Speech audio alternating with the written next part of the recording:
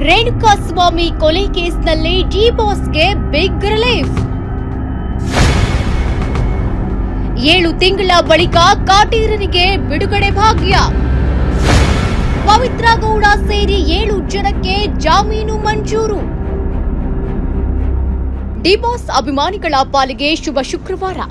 ಜಾಮೀನಿಗಾಗಿ ಹಾತೊರೆದಿದ್ದ ದರ್ಶನ್ಗೆ ಬೇಲ್ ಮಂಜೂರಾಗಿದೆ. ಕಳೆದ 7 ತಿಂಗಳಿನಿಂದ ಜೈಲು ಹಕ್ಕಿಯಾಗಿದ್ದ ಜಗ್ಗುದಾದ ನಿರಾಳರಾಗಿದ್ದಾರೆ. ಮಧ್ಯಂತರ ಬೇಲ್ ಮೇಲೆ ಆಸ್ಪತ್ರೆಗೆ ದಾಖಲಾಗಿದ್ದ ಐರಾವತನಿಗೆ ಇನ್ಮೇಲೆ full rest. D boss, Pavithra Gowda ಸೇರಿ ಒಟ್ಟು 7 ಜನ ಆರೋಪಿಗಳಿಗೆ ಜಾಮೀನು ಸಿಕ್ಕಿದೆ. ವಾದ ಪ್ರತಿವಾದ ಆಲಿಸಿ ಹೈಕೋರ್ಟ್ ಆದೇಶ ಕಾಯ್ದಿರಿಸಿತ್ತು. ಇಂದು ತೀರ್ಪು ಪ್ರಕಟವಾಗಿದೆ. ಎಲ್ಲ ಆರೋಪಿಗಳನ್ನ ರೇಣುಕಾಸ್ವಾಮಿ ಪ್ರಕರಣದಲ್ಲಿ ಮಾನ್ಯ ಉಚ್ಚ ನ್ಯಾಯಾಲಯ ರೆಗ್ಯುಲರ್ ಬೇಲ್ ಕೊಟ್ಟಿದೆ. ಆದರೆ ಇದರಲ್ಲಿ ದರ್ಶನ್ ಅವರನ್ನ ಯಾವ ರೀತಿ ಪ್ರಕರಣದಲ್ಲಿ ಸಿಗಾಕ್ಸಲಾಗಿತ್ತು ಅನ್ನೋದು ಇನ್ನೊಂದು ವಾದ ಆಗಿದೆ. ಸಿ ವಿ ನಾಗೇಶ್ ಅವರು ಮತ್ತೆ ಸಂದೇಶ್ ಚೌಟ ಮತ್ತೊಬ್ಬ ಹೀರೋ ವಕೀಲರು ಮತ್ತೆ ಇನ್ನೊಬ್ಬರು ಹೀರೋ ವಕೀಲರು ಅರುಣ್ ಶರ್ಮಾ ಅವರು ವಾದ ಮಂಡನೆ ಮಾಡಿದ್ರು. ಆ ಎಲ್ಲ ಅಂಶಗಳನ್ನ ಪರಿಗಣನೆ ಮಾಡಿ ಇವತ್ತು ಮಾನ್ಯ ಉಚ್ಚ ನ್ಯಾಯಾಲಯ ಷರತ್ತುಬದ್ಧ ಜಾಮೀನನ್ನ ಆರೋಪಿಗಳು ಕೊಟ್ಟಿದೆ.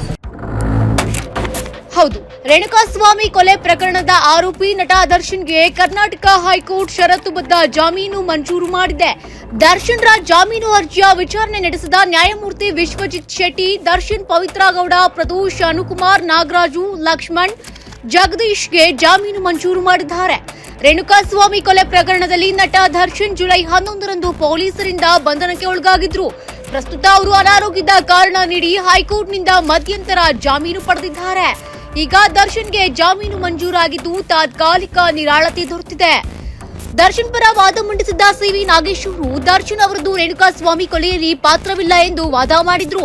ಪೊಲೀಸರು ಕೆಲವು ಉತ್ಪ್ರೇಕ್ಷಿತ ಆರೋಪಿಗಳನ್ನ ದರ್ಶನ್ ವಿರುದ್ಧ ಮಾತನಾಡಿಸಿದ್ದಾರೆ. ದರ್ಶನ್ ಪರ ವಕೀಲರ ವಾದವನ್ನ ಪುರಸ್ಕರಿಸಿರುವ ನ್ಯಾಯಮೂರ್ತಿ ವಿಶ್ವಜಿತ್ ಶೆಟ್ಟಿ ಅವರು ದರ್ಶನ್ಗೆ ಷರತ್ತುಬದ್ಧ ಜಾಮೀನು ಮಂಜೂರು ಮಾಡಿದ್ದಾರೆ. ಜೊತೆಗೆ ಜಾಮೀನಿಗೆ ಅರ್ಜಿ ಸಲ್ಲಿಸಿದ್ದ ಪವಿತ್ರ ಗೌಡ, ಪ್ರದೋಷ್, ಅನುಕುಮಾರ್, ನಾಗರಾಜು ಅವರಿಗೂ ಜಾಮೀನು ದೊರೆತಿದೆ. ಇದೇ ಪ್ರಕರಣದಲ್ಲಿ ಬಂಧನಕ್ಕೆ ಒಳಗಾಗಿದ್ದ 4ವರಿಗೆ ಹಿಂದೆಯೇ ಜಾಮೀನು ದೊರೆತಿತ್ತು.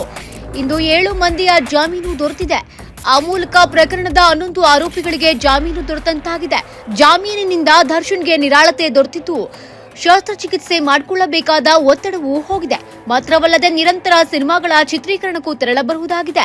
180ಕ್ಕೂ ಹೆಚ್ಚು ದಿನ ಕಾಲ ಪರಪ್ಪನ ಅಗ್ರಹಾರ ಜೈಲಿನಲ್ಲಿ ಕಾಲ ಕಳೆದಿರುವ ಅವರಿಗೆ ಈಗ ತಾತ್ಕಾಲಿಕ ರಿಲೀಫ್ ಸಿಕ್ಕಂತಾಗಿದೆ.